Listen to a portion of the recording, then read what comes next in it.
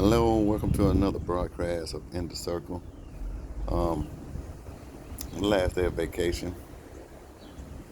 Sitting out here on the balcony. I want to come on and give you another video. Uh, Had some things in my mind I was thinking about and talking to a couple people in my consciousness, and so I will be able to have a conversation with you guys about it today. So I'm really excited about the little bit of time I do have to spend with you guys here. Um, Here on our YouTube channel, In the Circle Ministry, where we put things up under the microscope and make our eyes singular, and we see things for what they are. We get to see things for the truth. And from that point on, accepting the truth that we see and letting it affect our life in the positive way that it should. Um, with that being said, we'd like to say hello and thank you. Now, there's a few things I wanted to talk about today, and it's more so about myself because everything we talk about on here is about myself and my experiences from a spiritual standpoint, and maybe not today, but later on. I'm not gonna say maybe, but later on we have different subject topics such as civics and economics and asset protection, other things like that you've seen in some of the other videos. Um, do know that anything that we do talk about isn't a spiritual. For spiritual, it's all for educational, entertainment, and spiritual advice. That's all. I'm not a lawyer. I need to do a practice law or pretend to. Anyone that's in need of one of those, then that's what you go seek. But anywho, the part I want to talk about really has nothing to do with that. I just want to throw that disclaimer out there. Is that I talk a lot about being God and being God of my for my understanding and the God of my understanding and dealing with the God inside of me, being the God that I am inside of me and identifying with that entity, that spirit, that energy inside of me. It is different from my upbringing, as you heard me say before. I've been a Southern Baptist. Um, so it has came across a couple times in people's ears or in people's thoughts because it came across to my consciousness to make it aware that my dad's a Southern Baptist preacher. I know I've said that before. My mom was when she was living, and so the things I talk about are contrary or different, and from their thoughts and their beliefs, and that doesn't change my dad. Doesn't change who my dad is to me. Doesn't change who I am to him. Um, so some of this stuff he knows how I feel and how I think, believe, and my overstanding of things. But it doesn't affect him none. He has his, and that's the beautiful thing about it. Um, and that's the beautiful thing about who I am. I do my best not to um, try to convert anyone or to push anyone or make anyone believe the way I do. The only thing that I've noticed in my life and through my experience was having those to accept who I was and how I thought and how I feel and how I know know what I am. That's all. Just equal. Be fair. Same way you should be. Anyone should be. And with that being said, that the beautiful thing about it is I can call my pops anytime I need him. He's there. Um, so and anytime he calls me and needs me, I'm there. There's no hesitation in it because that's what love does. Love doesn't care. It doesn't have to be agreeable in order for it to love. And that's the greatest thing about love. And if you understand what Christ said, the way true love is really shown, is showed with those that are not the same, that are more so the opposite. He said it in this way: what reward would you have in loving those that love you back, in a sense, paraphrasing, or what reward would you have for you know loving those you should love? He says, love thine enemy and pray for those that despitefully use you or despitefully misuse you or mistreat you. So anyway, love in a sense is it doesn't see those things. It doesn't care about those things because in the real spirituality and being God, when you understand, or the way I understand God to be, is that that doesn't matter. I'm faithful whenever everyone else is faithless. When you hear those phrases about God, so those same things and those attributes are what I am and what a lot of us are. We just have different perspectives and different understandings. So from my perspective, and to give my perspective, is my job. So, also with my mom was a very flamboyant woman. She had her life as well. She came through, and she had her battle with crack cocaine as well as I did. And she overcame it. She overcame it without any rehab, like I did. Not saying that I didn't go through the rehabs. In order for me to say the rehab doesn't work, and they're just like anything else, they are symptoms or band-aids for symptoms. They are not the answer. The only answer is within thyself. There's proof in the pudding. So the truth has witnesses of that. So in her and in me. So anyway, um, but there were two attributes in both my mom and my dad that I picked up on that I have that is in me strong. I'm gonna wait for this truck to drive by. Is that my dad was always a hard worker, hard believer in everything he believed in. You knew what he believed and what he thought.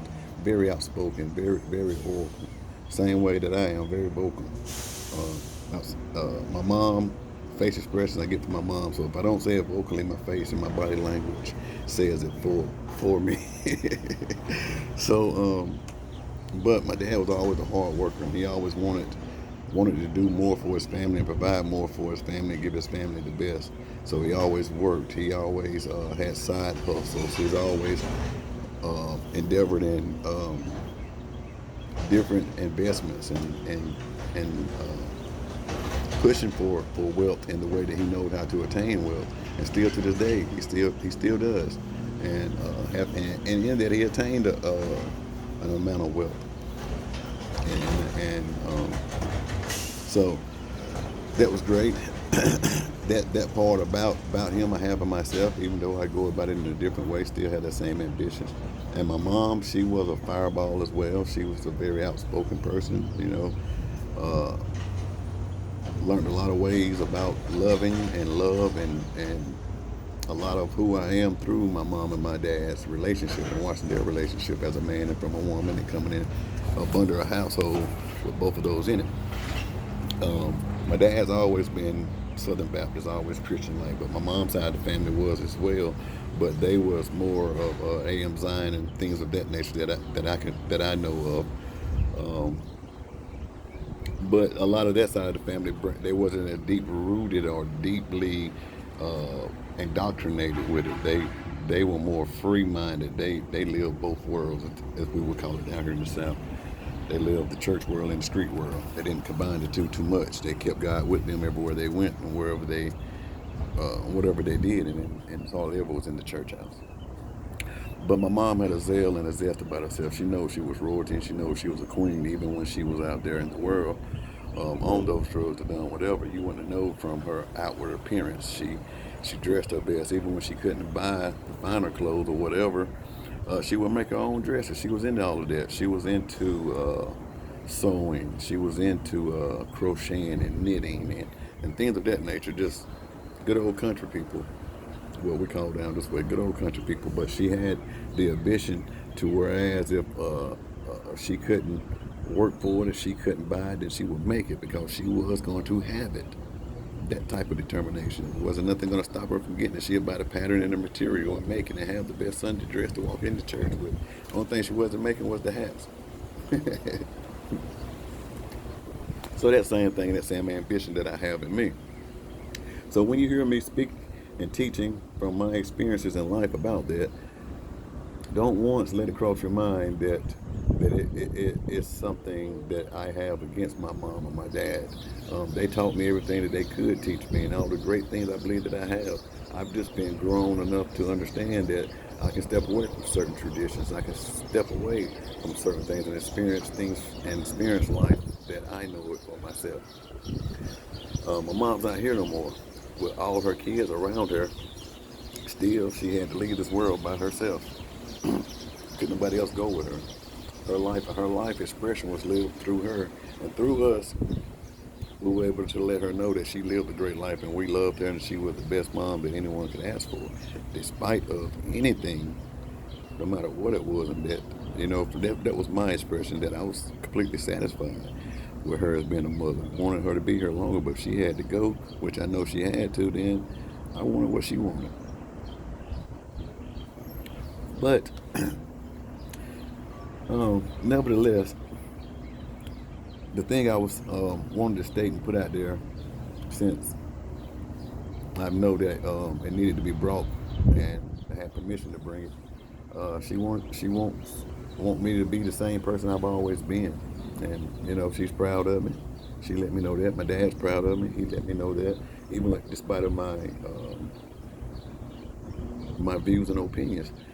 We don't sit around and have to be choosing who's right. We don't have to get in debates and arguments. Me and my dad don't go through the scriptures neck to neck. Me and my mom, we probably would have.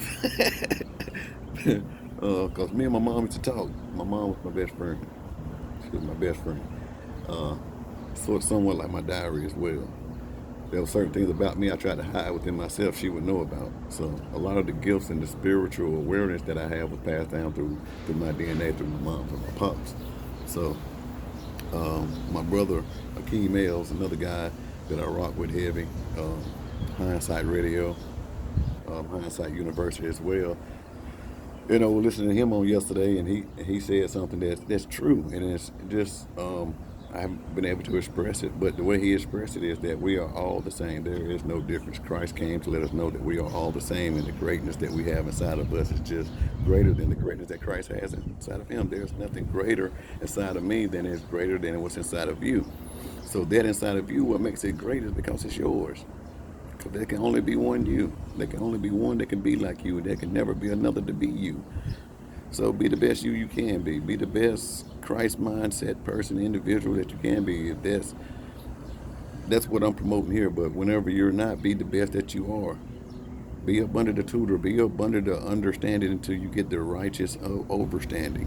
But you got to be you, and self-mastery inside of yourself is where they're going to come from. But there's no difference between me and you. The gifts, or what we was taught to call the gifts. I've always been a prophet. I always had dreams. I always had visions. I always can hear people's thoughts. It's something that I'm not apologetic for. Just it is what it is, and it's always been there. So that awareness has always been there in me, and it's in each and every last individual, I believe. It's just they have to be able to see it and understand it and allow it to do what it does in their life. But nevertheless, you know, those things, and when I go back and look at those things, I just didn't want anyone to think that, because I see a lot of people out here that go through the walk as well as I went through or going through the walk, and there's a lot of hate and animosity and a lot of bitterness and hurt in their messages, and and I don't want none of that to ever come across. And if it does come across like that, it's not because I portrayed it, maybe because it's the way you've received it, or the way I may have presented it made you want to see that way. But I just say it from where I'm at and how I see it and how I hear it, and so once again, non-apologetic for that.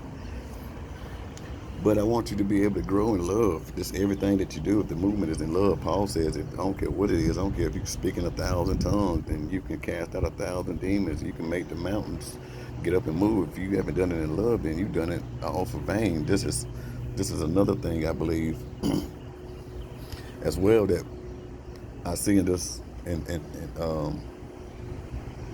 and where I'm at now, and others that believe and think this way, and a lot of people going through the things, not being judgmental of them, just speaking the obvious that I see.